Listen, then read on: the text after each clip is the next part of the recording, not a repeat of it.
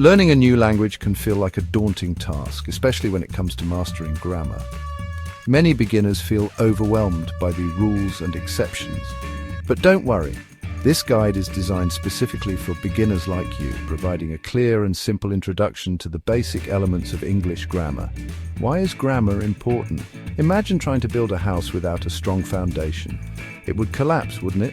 Grammar is the foundation of any language, providing the structure and rules that allow us to communicate effectively. By understanding the basic principles of English grammar, you'll be able to build well-constructed sentences, express your thoughts clearly, and improve your overall communication skills.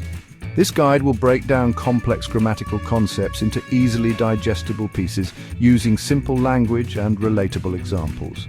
Remember, learning a language is a journey, and every step you take brings you closer to fluency. So let's embark on this exciting journey together and unlock the world of English grammar. Think of learning grammar as building with Lego blocks. Each block has its own purpose and place, and when combined correctly, they create something amazing. Just like a house is built with bricks, language is built with sentences. A sentence is a group of words that work together to convey a complete thought. It's the basic unit of communication in English. Every sentence needs two key ingredients, a subject and a verb. The subject is the who, or what the sentence is about. It's usually a noun or a pronoun. For example, in the sentence, "The cat sat on the mat," the subject is the cat. The verb, on the other hand, tells us what the subject is doing or being. It describes an action or a state of being. In our example, the verb is sat. Understanding the basic structure of a sentence is crucial for both writing and speaking English fluently. By identifying the subject and verb in any sentence, you can start to decipher its meaning and build your own grammatically correct sentences. Remember, practice makes perfect, so don't be afraid to experiment with different sentence structures as you progress through this guide. In the world of grammar, nouns are the stars of the show. They are the words that give names to people, places, things, and ideas. Think of nouns as the actors in a play, each playing a specific role to tell a story. For instance, John, London, table, love, and freedom are all nouns. Nouns can be singular or plural, depending on whether they refer to one or multiple things. For instance, book is singular, while books is plural. Understanding how to identify nouns is essential for building grammatically sound sentences. They form the backbone of most sentences, acting as subjects, objects, and possessive forms. Without nouns, our language would lack the essential building blocks to express ourselves clearly. As you delve deeper into English grammar, you'll encounter different types of nouns, such as common nouns, proper nouns, and collective nouns. Verbs are the action words that breathe life into our sentences. They tell us what the subject is doing or being. Without verbs, our sentences would be static and dull, like a movie without a plot.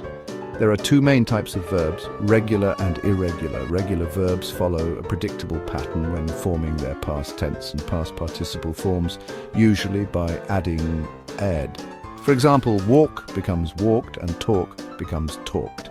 Irregular verbs, on the other hand, don't follow this pattern and have unique forms. For example, go becomes went, not goed, and eat becomes ate, not eated. It's important to memorize the irregular verb forms as you encounter them.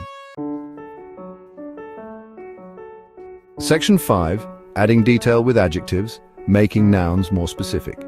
Adjectives are like spices in cooking. They add flavor and detail to our sentences by modifying nouns. They describe the qualities, characteristics, or features of nouns, making our writing more vivid and engaging. For example, instead of just saying "the cat sat on the mat," we can use adjectives to create a more descriptive sentence.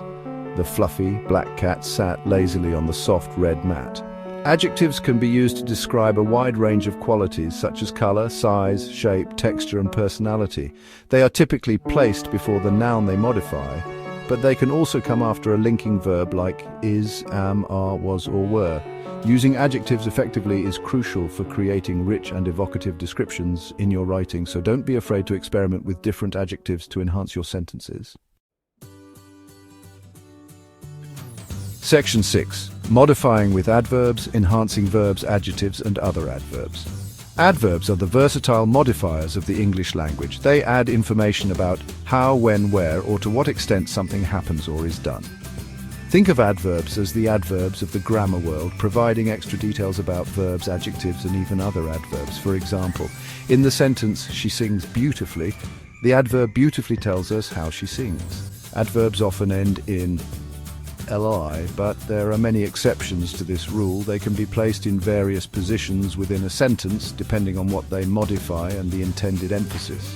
Understanding the different types of adverbs and their functions is essential for adding depth and nuance to your writing and speaking.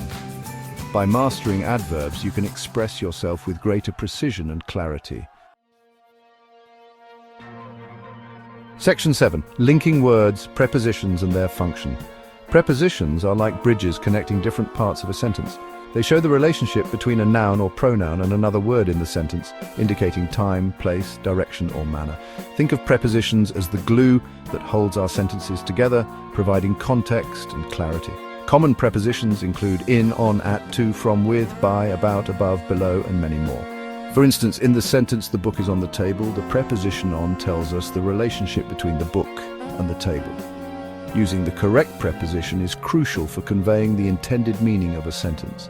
Mastering prepositions will significantly enhance your ability to construct grammatically sound and natural-sounding sentences. Section 8. Practice makes perfect exercises for mastering basic grammar. Now that you've learned about the basic elements of English grammar, it's time to put your knowledge into practice. The more you use these grammatical concepts in context, the more confident you'll become. Here are some simple exercises to help you solidify your understanding. 1. Sentence building. Create 5 sentences using different nouns, verbs, adjectives, and adverbs that you've learned in this guide. 2. Identifying parts of speech. Choose a short paragraph from a book or article and identify the nouns, verbs, adjectives, adverbs, and prepositions in each sentence. 3. Error. Correction. Find and correct the grammatical errors in the following sentences. "The dog run fast, she sing very good, he put the book in the table." Remember, practice makes perfect. The more you engage with English grammar, the more natural it will become. Don't be afraid to make mistakes. They are valuable learning opportunities. Section 9. Conclusion, your journey to English fluency. Congratulations on completing this introductory guide to English grammar. You've taken the first step towards mastering the building blocks of the language. Remember, learning a new language is a journey, not a destination. Be patient with yourself, practice regularly, and don't be afraid to make mistakes. As you continue your language learning adventure, you'll encounter more advanced grammar concepts. Embrace the challenge, and remember that every step you take brings you closer to fluency. Keep exploring, keep learning, and most importantly, keep communicating. The world of English awaits you.